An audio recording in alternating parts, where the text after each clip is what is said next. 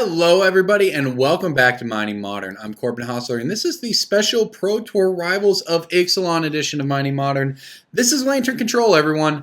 I love Lantern Control. I've played it a lot in paper, though not quite as much with Whir, but this deck is great. Won the Pro Tour in the hands of Luis Salvato, and you know what? It's in the spirit of Mining Modern because this was a fringe deck up until about a month ago, 2 months ago, so it counts, I suppose. This hand is interesting. It's not terrible, but we are going to mulligan it. Ugh. This one's not really better at all, actually. We are on the draw, or on the play, rather. I think we might have to go to 5 here. You know, double Thoughtseize, double bridge is certainly not bad, but we don't have any way to cast the Thoughtseizes as of yet. You know, we do have a lot of ways to draw into it, and we get a Scry, but it means we're doing nothing on turn 1. And that's maybe not the end of the world. You know what? I'm gonna give it a shot here. Stirring's actually no good. All right, see what we can do here. This hand is borderline, but it is keepable, I think, because we have, you know, a million artifacts we can play for 1 and 2 mana, and we have the bridges, and we're actually resilient to some hand hate even. So, you know, we've got enough here, I think, to make it worth it. But we do need to draw well. That was not what we wanted. There's honestly very few bad draws in the position we're in, but we have found 2 of them on top of the deck. All right, well, it looks like our opponent might be on a blue-red combo deck of some sort here. If they're on Storm, the Thoughtseizes are good. The Ensnaring Bridges, not so much. The Abrupt Decay, not so much. So if our opponent is on Storm, we're in a bad spot here, to be honest. But it could be anything right now. It could still be blue-red Pyro. It could be Jeskai Control. It could be a lot of stuff. And it looks like it's blue-red Pyromancer deck. So, all right, the bridges are going to be good. All right, there is a Lantern at least. So we can start with the Thoughtseizes here. All right, so we'll let our opponent draw that, I suppose. Let's go ahead and kind of hurts to bolt ourselves to do this here, but you do what you got to do. All we need to do is find land. Well, I guess that Mox Opal doesn't quite work. Ugh, okay, well, we got to take the Cryptic here. Our opponent has Snapcasters. All right, so we take the Cryptic. Our opponent draws land. They actually don't even have any way to turn on the Pyromancer right now, so this isn't bad for us. Our opponent just has a bunch of Ambush Vipers at the moment, and we just need to get a bridge down. That's basically what it comes down to.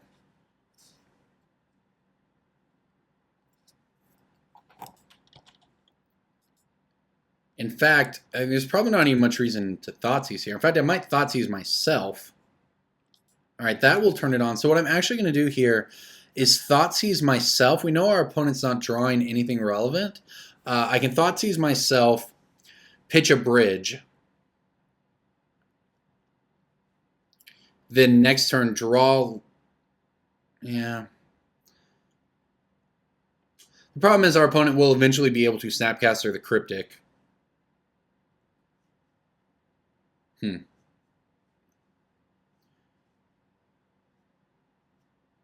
Next turn I can Abrupt Decay.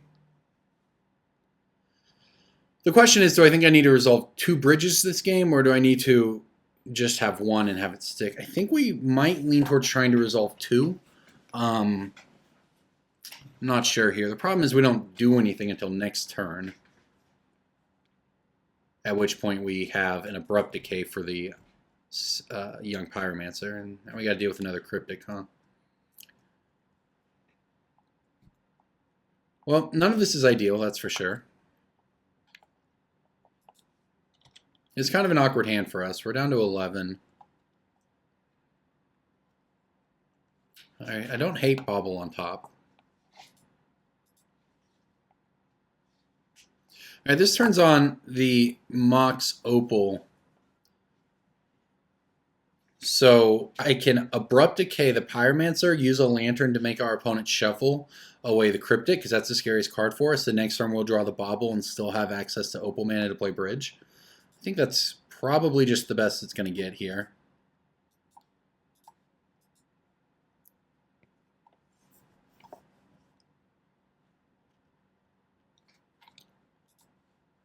All right, well, let's hope there's not something great sitting on top for our opponent.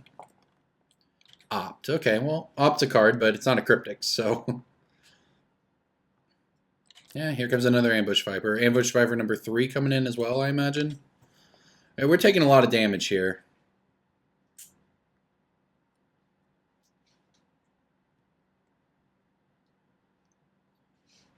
Yeah, makes sense. Yeah, this puts us to 4. This is actually kind of problematic. Roast doesn't do anything, at least. That's a dead draw. For what it's worth, if we can get a lockdown, the Administrator will gain us some life to protect against future burn spells. This should work. Yeah, I think we know our opponent's hand to be basically nothing. So we can play the Bobble, play a Bridge. Oh gosh, we are. We're going to be stuck with 2 cards in hand. I guess I needed to Thoughtseize myself earlier.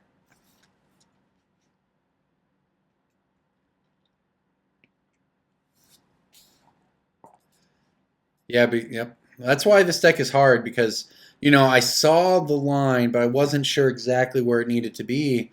And, you know, here we get punished for it. As you can see, I can bridge, and then I'm gonna have 2 cards in my hand, and I'm gonna die to the Snapcasters. So the actual play is you know, that turn we did nothing. We're actually supposed to Thoughtseize ourselves.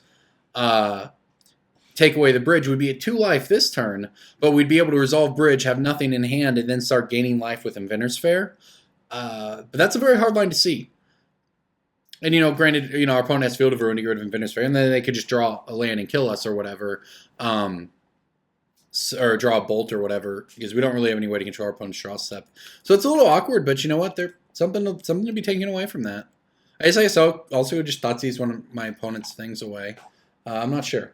All right, but either way, interesting game there. Okay, so we're playing against a blue-red Delver opponent, huh? So I assume we want Cage, a couple welding jars, most likely.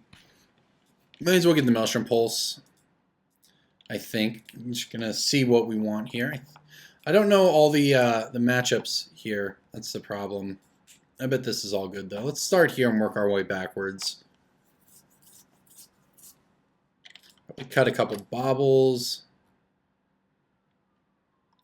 The needles don't do too much, to be honest. I don't think we're getting too much with needles here. Keep the spell bomb. Maybe we just need 1 cage because we're going to war for it. We don't need. Maybe we don't actually need 2 here. It's just Snapcasters. I guess I don't mind having hexproof. It's not super relevant. It keeps us from getting burned out at the end, I suppose. I don't even know if that's much of a concern. I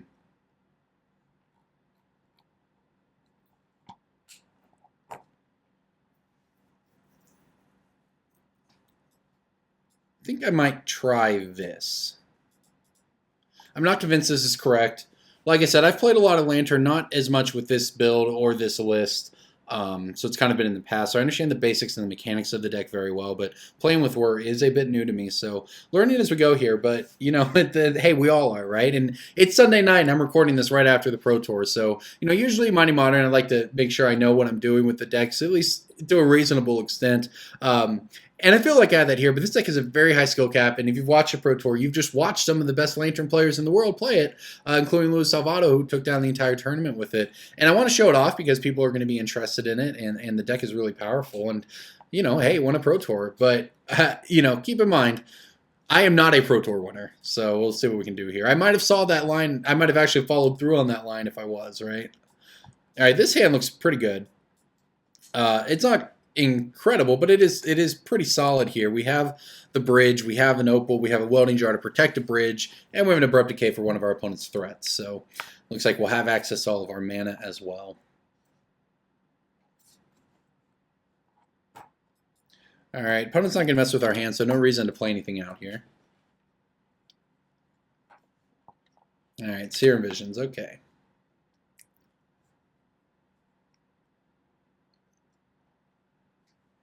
All right, so our opponent's Serum Visions, ooh, that's a nice draw. And they go bottom, bottom, so that's good for us as well here. Okay, so we'll go ahead and start things off with the Inquisition, see what our opponent's working with. Thing in the ice, huh? Do I care about Thing in the Ice? I don't know if I do or not, right? How does this work? They can attack. No, it has Defender, so they can't actually attack with the 0/4 and then transform it. And this only returns creatures, so we don't care about the Thing in the Ice. The Opt and Mana Leak, those are all cards that exist. I guess we take the Leak here. Our opponent, well, there's a Cryptic we're going to have to worry about later. So our opponent has a lot working for him here. Their hand is pretty decent. What they don't have is action. We don't have any 2-mana cost things. So basically, Opt, Remand, and Leak are the relevant ones here. I guess I'll take the Leak. Work through as many hard counters as possible here. Okay, so next turn we can play an Ensnaring Bridge, as well as if we draw a 1-mana spell, do something with it. Our opponent has up Remand, of course.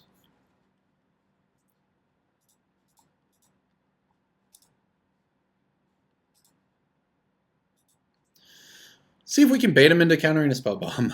I doubt it. It is a win condition, though. You know, you got to worry about it, right?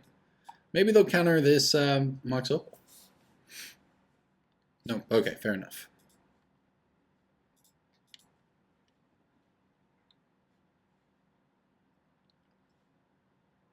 All right, so we're under no pressure from our opponent. I can give them something to Remand here. Yeah, I may as well because they're going to opt otherwise. So they're going to get value no matter what. So we may as well just burn it. Because if we just pass there, you can think, oh, we're going to waste their Remand. Well, then they just opt and get to set up anyway. So we just got to work through the Remand here. We'll get to try to replay it next turn before our opponent has Cryptic up. Now, obviously, they could draw another counterspell for it, but we'll see.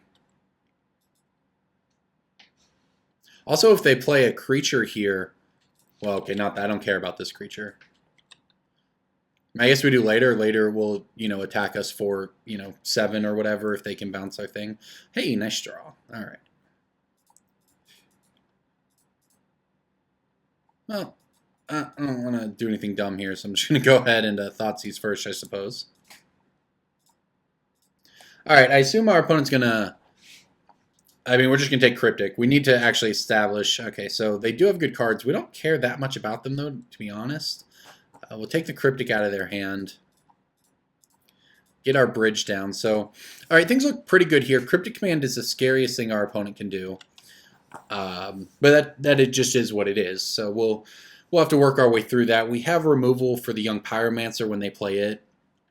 And then we have Pirate Spellbomb on the field for it. So we may actually Abrupt Decay the Thing in the Ice, depending on how things go here. I don't know if our opponent has access. I guess I can find out really quick here. I'm sure they're just playing the Pro Tour list.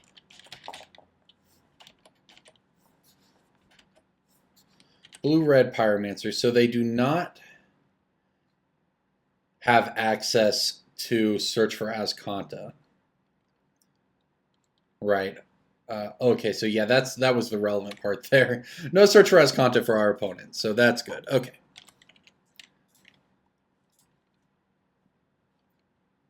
Getting a little life back off this Inventor Sphere is not going to hurt either.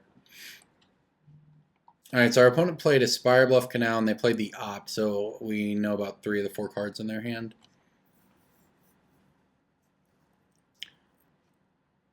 I'm not sure what we want to do here. I guess we just pass.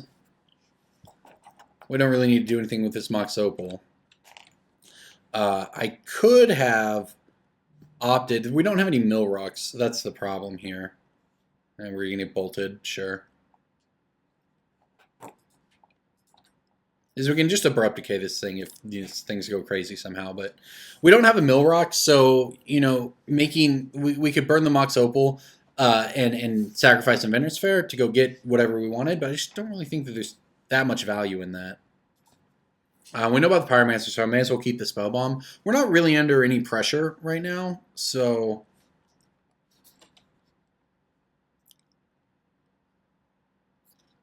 There we go. There's a Whir that we can cast even. So our opponent has Spell Snare and Pyro and an Unknown, huh? So yeah, we'll just go ahead and pass, I suppose. I'll go for the Instep Whir, and we'll get a Lantern.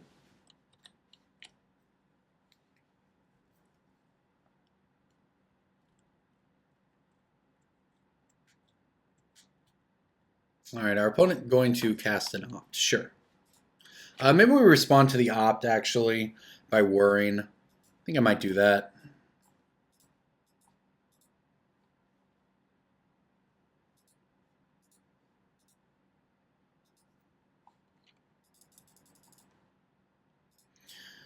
All right, X is 4. Let's give this a shot. This way before they get to draw another card. And it's a pretty low value whir in all likelihood. Our opponent's at the point that, you know, given that we can't actually control their draw step, we could just get a Grafdigger's Cage and turn off Snapcasters. It's a reasonable line. We could also get the... Yeah, I think we're more likely to turn something off from our opponent's deck by getting Grafdigger's Cage here, given that next turn they could have the 6 mana for Snapcaster, Flashback, Cryptic Command, get in there with a Thing in the Ice. So I think we just want the Cage now to prevent that in advance. Obviously, we do need to find a way to interact with the top of their deck, but that just is what it is.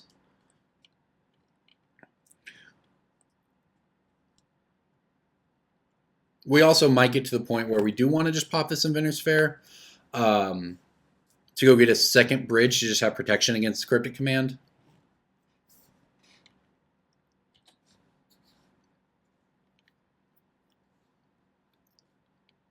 All right, there's a Lantern. I like that. I mean, it doesn't do too much for us, unfortunately, but it's a start. All right, we've been ceremoniously rejected. I suppose I should go ahead and kill this Thing in the Ice.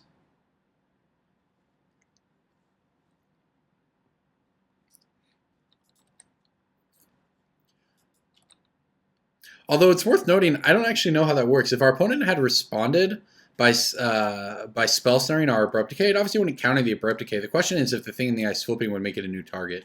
I'm going to be honest, I don't actually know the answer to that question. Regardless, our opponent has, they're going to keep on opting. They have a lot of time to draw out of this. The problem is they don't have any pressure. They have to both build up a board presence as well as a way to get rid of our bridge. And every turn that goes by is more opportunities for us to find locked pieces. So build up a nice little reserve of life here.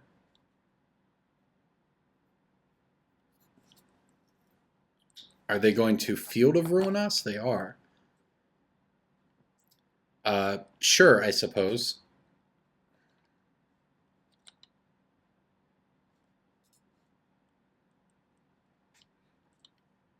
All right, so Inventor's Fair down. That's fine. You know, we would have eventually... All right, there's a Pixis. So if we're getting there. We're making progress slowly here.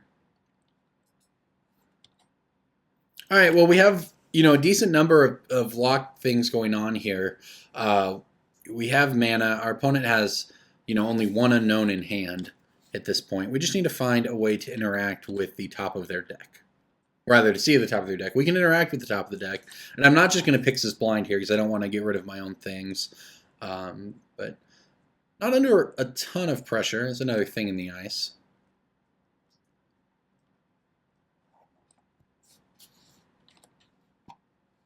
All right, well, we'll draw a bunch of land here, but, you know, the game is trending in our favor. You know, I assume we're advantaged from this point on, but, you know, that doesn't mean we're in the clear by any means.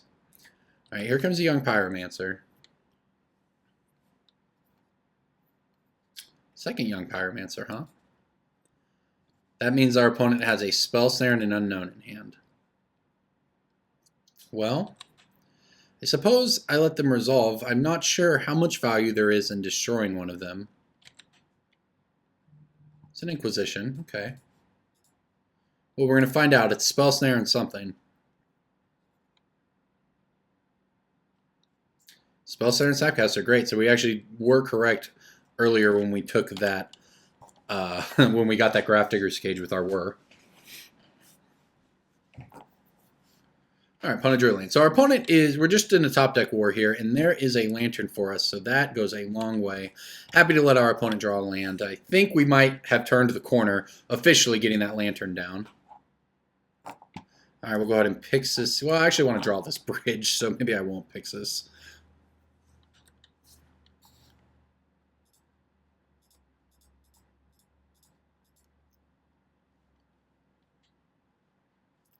All right, Mox Opal doesn't matter. I will Pixis now, I suppose. And there's the cryptic command. All right, fair enough. That's fine, though. That's why we did what we did, is we have, well...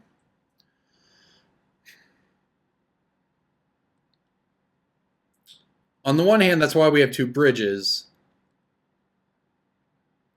Yeah, I guess it's fine. That's why we have 2 bridges, so we can play through them bouncing one of them. They could also bounce the... They could bounce the Grafdigger's Cage to get access to their graveyard again, but they don't have a Snapcaster to do anything with it right now. So the hand is Cryptic and Spell Snare. And we get to draw Collective Brutality and go from there. So I think I just Brutality... I might as well go for it because we can also pop the... Yeah, okay. I'm going to escalate here. I'm going to get them to reveal their hand. Well, it's just going to get countered anyways, right? So it doesn't really matter. It's just going to get Spell Snared, as a matter of fact. I mean, on the other hand, we're not really doing anything with it. Whatever. We'll just let it get Spell Snared here. Oh, they actually want to Cryptic it.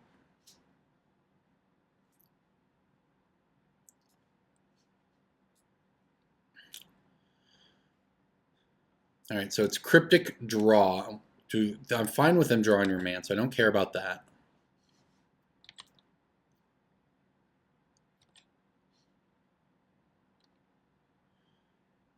Okay, so I'm fine letting... Well... Yeah, I guess I'll let them draw a remand here. Now they want to draw into Opt. Okay, that's fine. So what I'm going to do, since we need to get down to 0 cards this turn, is I'm actually going to cycle this to try to draw the Codex Shredder.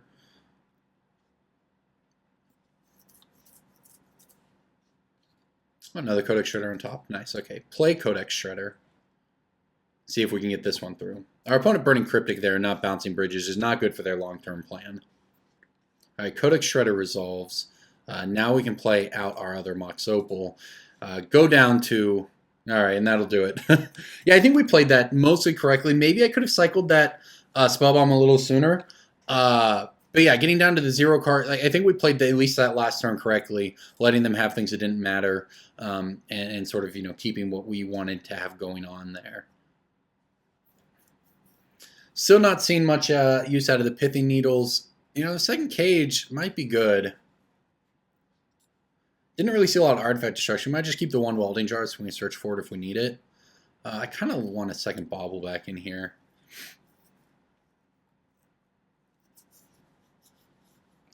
Maybe Pulse doesn't matter. Yeah, maybe Pulse doesn't matter. We'll give this one a shot. Basically, the Pulse can deal with the tokens, but if we're down to, if we're going to die anyways if we can't have a bridge going. So this hand, I think, is a mulligan. It's obviously nice we have double Grafdiggers, and those are good, but it doesn't really do anything. This hand does. This hand is pretty nice, as a matter of fact. Definitely a fan of what we have going on right here. And we will just start things off with an Inquisition, hopefully get a 2-drop out of their hand. Prevent a Pyromancer here.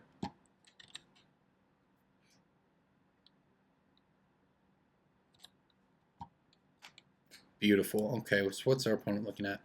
A Braid. Well, Braid's pretty good. A Braid, Spell Snare doesn't matter. Pyromancer does, but we can Abrupticate. I'm going to take the Abrade here. And we can't Abrupticate immediately, but we will have an opportunity to. I don't really want to get a Braid blown out at some point in this game.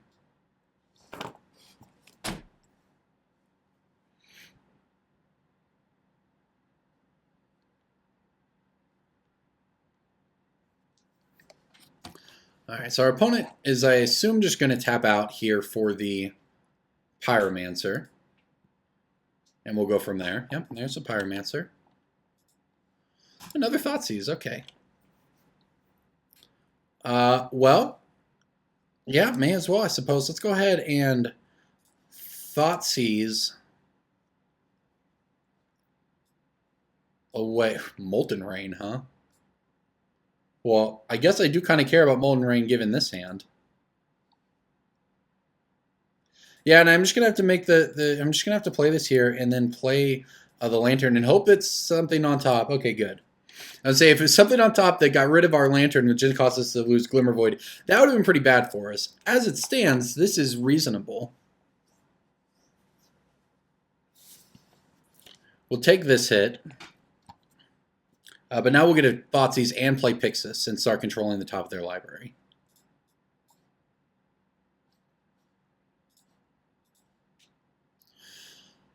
Yeah. Thoughtseize here. Our opponent can't do anything too crazy with their Snapcaster.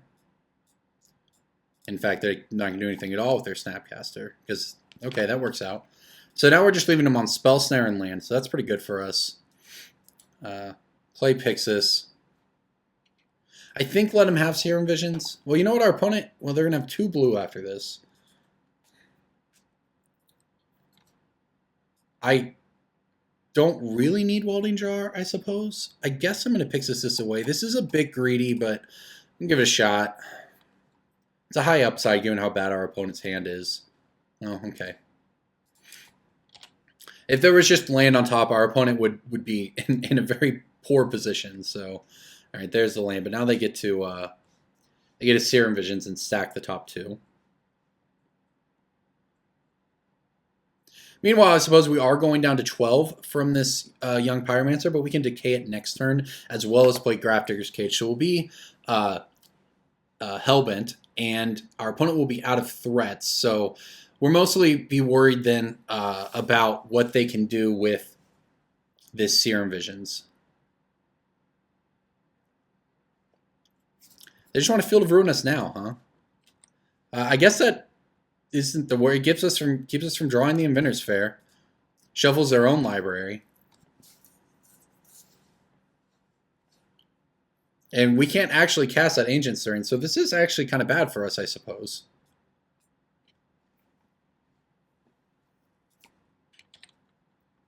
Yeah, I think our decisions here have been okay. Especially considering the multiple mulligans we've taken, but we are going to get beat down here. Maybe I should have just fired off the Abrupt Decay. I really liked, you know... Yeah, I feel comfortable with the decisions we made. I think it was correct to tear apart their hand because our life is the most expendable resource there. As it works out, we may end up getting weird Mana Screw or something here. I wonder if it's worth Pixising on my upkeep. It might be. We need to do something with our turn here.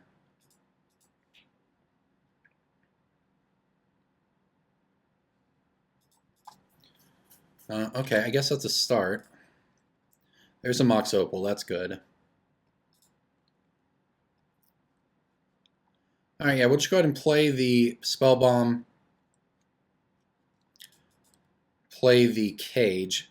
So we are not out of the woods here. I mean, our opponent has, I think we just know about the Spell Snare in their hand, but they also get to opt here. Meanwhile, we get to draw a Mox Opal and Abrupt Decay the Pyromancer.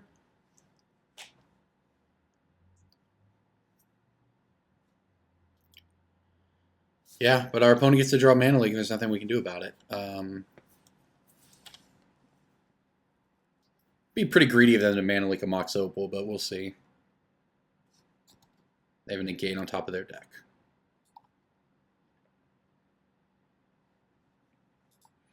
All right, we'll take the hit here, down to 9.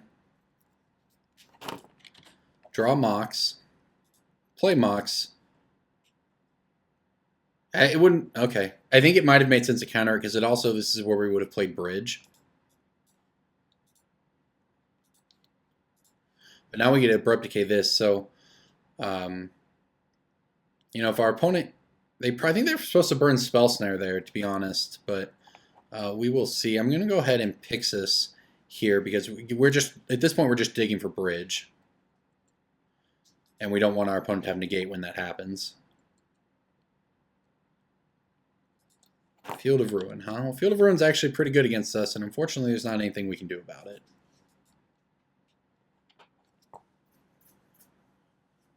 I mean, Spire of Industry makes up for it.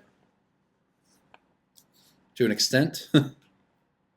Let's see, I bet that, well, they're just going to burn it, I imagine, and we're just going to be a little land screwed over here. So they're going to go for the thing in the ice, okay.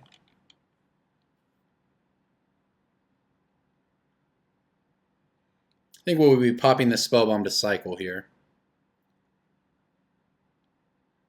Take 2 down to 7. This game's going to be close.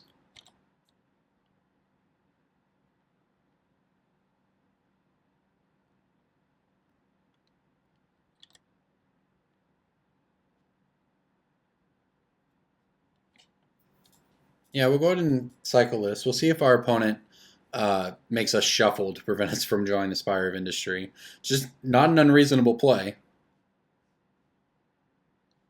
It is a very close game here. Right, they're going to let us have it. Are they going to let us have the Ancient Stirrings? That's the question. They are. Okay. Well, let's see what we can do here. Bobble on top of our deck. Let's see if we can dig up a bridge. Does not look like we did. Very much did not, as a matter of fact. I guess we want the Codex Shredder. Mill ourselves. Alright, so we'll go ahead and play out the Codex Shredder here. It's almost tempting to let him have the Pyromancer just because I don't know if it matters. As we go down to 5 this turn, Pyromancer puts us down to 1 after that. It's hard to say if the Pyromancer actually matters or not. Because there's a lot worse things they could have on top of their deck for us. On the other hand, it basically takes 1 turn. It adds 1 turn to the clock. So I suppose I try not to let him have it, especially as we have the Codex Shredders back up here. Ceremonious Rejection's even worse for us. So, alright, we'll make him mill this. See what happens. Snapcaster Mage. Okay. That's fine, right? Because they can't do this? Yeah. We do need to stop in our turn, because we just need to dig to bridge here.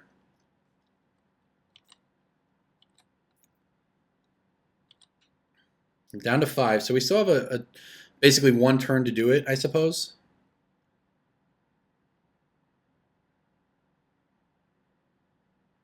Well, our opponent's also sitting on, I don't remember if they have this Mana Leak in hand or not. On paper, this is much easier. I think they do. I think we're in quite a bit of trouble. Alright, we'll go ahead and Pixis here.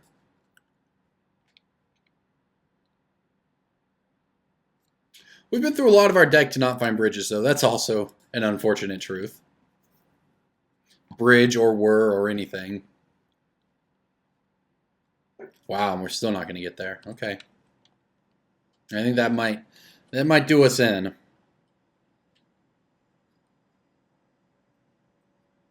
Not sure if I missed anything in this game or not. I think we know what's under. In paper, you can keep track of this stuff a lot easier, right? There's a war on top of our deck. I think it might be too late, though. This is an option. You can use this ability. All right, well, I think our opponent has Mana Leak, which means I think that we're dead, but we're going to find out.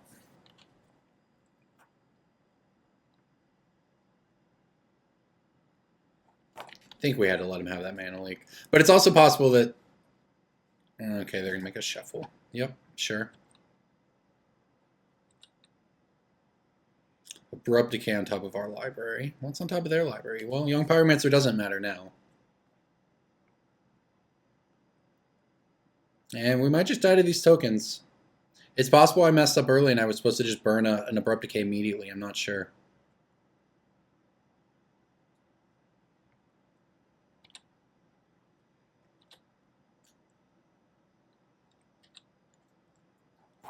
I do feel alright with the decisions we made, but they seem to have not completely worked out here. Know myself. All right, mill us both. All right, shuffle my library, I guess. Here we go. That is not a bridge. Well, I guess we died. Maybe I messed up, maybe not. I prioritized taking apart their hand and letting them have it for a turn. You know, essentially we're 25 cards into our deck and we haven't got to cast a bridge or a War of Invention yet. So, you know, the odds I think were in our favor to find one while playing the game that I chose to play, but maybe not. But either way, it was a good match. And this blue-red Pyromancer thing in the ice deck, the top 8 of the Pro Tour, is very good. I think it's a good matchup for Lantern, but it doesn't always work out. Either way, it was a nice match. Thanks for watching, everyone. Congrats to Luis Salvato for winning Pro Tour Rivals of Ixalan with Lantern Control. And you know what? It's here to stay, folks. At least maybe until next week when they ban something. We'll find out. But thanks for watching, everyone.